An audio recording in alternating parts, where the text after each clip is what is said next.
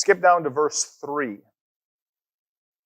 So this is part of the genealogy now. It starts with Abraham, goes to Isaac, Jacob. It says, Judah, the father of Perez and Zerah, whose mother was Tamar. Okay, now skip down to verse 5. It says, Salmon, the father of Boaz, whose mother was Rahab. Boaz, the father of Obed, whose mother was Ruth. Obed, the father of Jesse.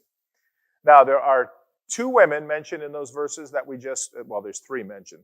But there's two women that we want to think about in those two verses. Actually, in that section, the first section of Matthew's genealogy, there are four women mentioned. But these two women that we want to think about have checkered pasts. All right? Who was Tamar?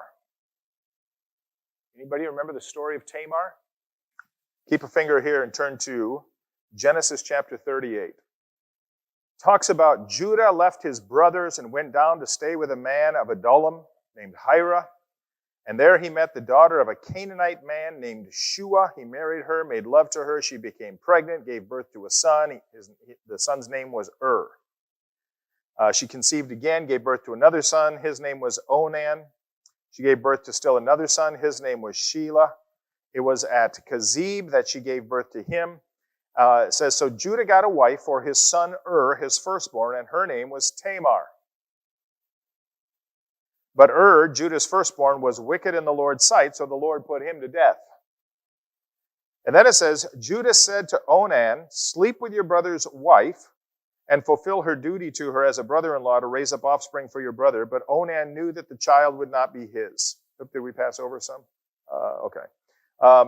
But Onan knew that the child would not be his, so whenever he slept with his brother's wife, he spilled his semen on the ground to keep from providing offspring for his brother. And what he did was wicked in the Lord's sight, so the Lord put him to death also.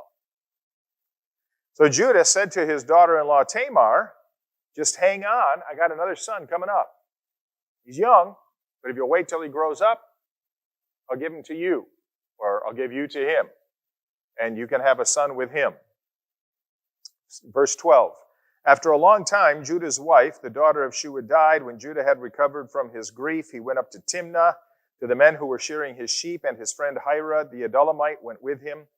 And when Tamar was told, your father-in-law is on his way to Timnah to shear his sheep, she took off her widow's clothes, covered herself with a veil to disguise herself, and then sat down at the entrance to Enaim, which is on the road to Timnah. For she saw that though Shelah had now grown up, she had not been given to him as his wife. So Judah was afraid this son would die too. And so he said, I'm not going to put Tamar and him together. Even though he had promised it. And even though Tamar depended on it for her livelihood. So she took off her widow's clothes and she covered herself with a veil to disguise herself. Verse 15, when Judah saw her, and she was hanging out by the side of the road.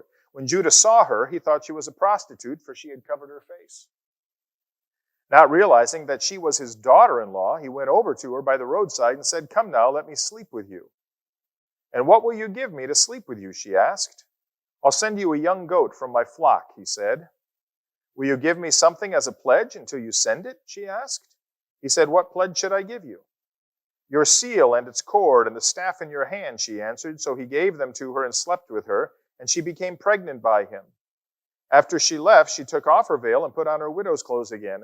Meanwhile, Judah sent the young goat by his friend, the Adullamite, in order to get his pledge back from the woman, but he did not find her. He asked the men who lived there, where's the shrine prostitute who was beside the road at Enaim? There hasn't been any shrine prostitute there, they said. So he went back to Judah and said, I didn't find her. Besides, the men who lived there said there hasn't been any shrine prostitute here. Then Judah said, let her keep what she has, or we'll become a laughingstock. After all, I did send her this young goat, but you didn't find her.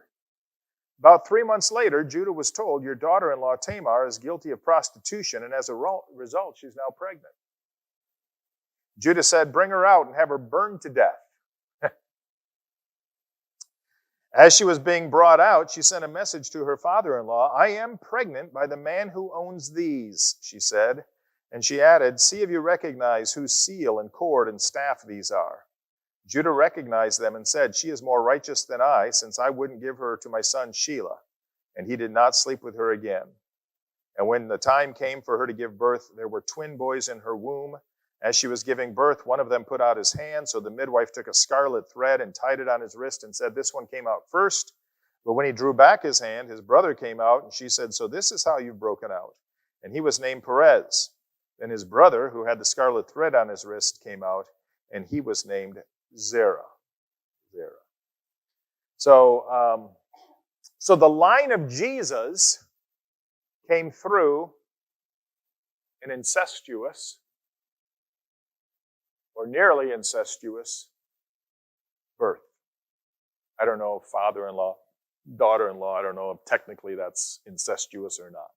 But in my mind it is. So that's part of the genealogy of Jesus.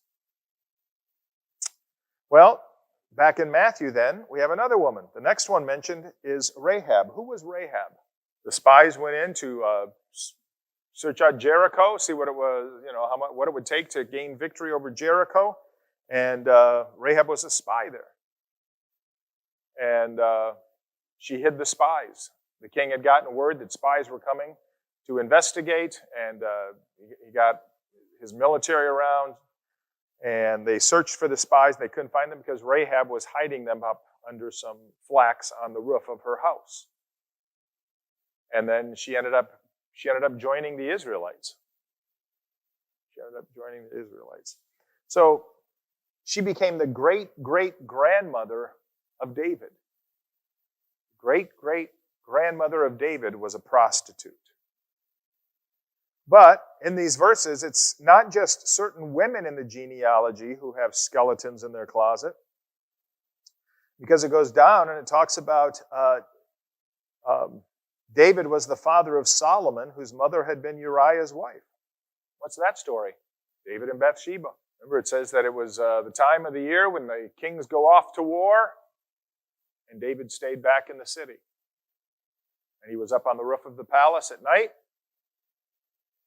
just looking around, and he happened to notice, there's a woman bathing on her roof, a few doors down. And long story short, he wanted her. And since he was king, he got her. She became pregnant, committed adultery with her. And she was married at the time to one of David's soldiers named Uriah.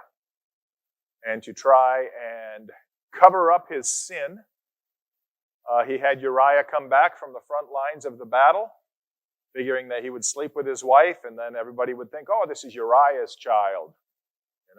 Uriah wouldn't do it. He was going to be faithful to the king, so he slept outside the front door of the king's palace. He wouldn't go home. And so what eventually happened was David told the commander, when the fighting gets really fierce, you make sure that Uriah is in the front in the heat of the battle. And then you tell the rest of your men to pull back. And Uriah will be struck dead. And that's what happened. So David had manipulated the death of Uriah. He had caused the death of Uriah. And then he took Bathsheba to be his wife. So, and that story is told in 2 Samuel chapter 11. That child died. Yep. And then later, David and Bathsheba had Solomon. Now, so Tamar, Rahab, okay, Tamar, incest, Rahab, prostitute, David and Bathsheba, adultery and murder. Why might it be important for us to see examples like these from the genealogy of Jesus? God uses less than perfect people. All right, skip down to verse 16. So it says, "And Jacob, the father of Joseph, the husband of Mary, and Mary was the mother of Jesus, who was called the Messiah." Now, Matthew's intent with his genealogy is to verify that Jesus has a legal claim as the descendant of David to be king. So Matthew traces Jesus' genealogy back through Joseph. But we know that Jesus didn't have any blood connection to Joseph, right? No blood connection to Joseph. But Joseph was Jesus' legal father. It was more than just a legal connection, though, that they had, because Joseph understood that Jesus was a unique gift from God, a fulfillment of prophecy, and the promised Messiah. And so because he was the legal father of Jesus, the genealogy, the kingship, the son of David follows through and is fulfilled in Jesus.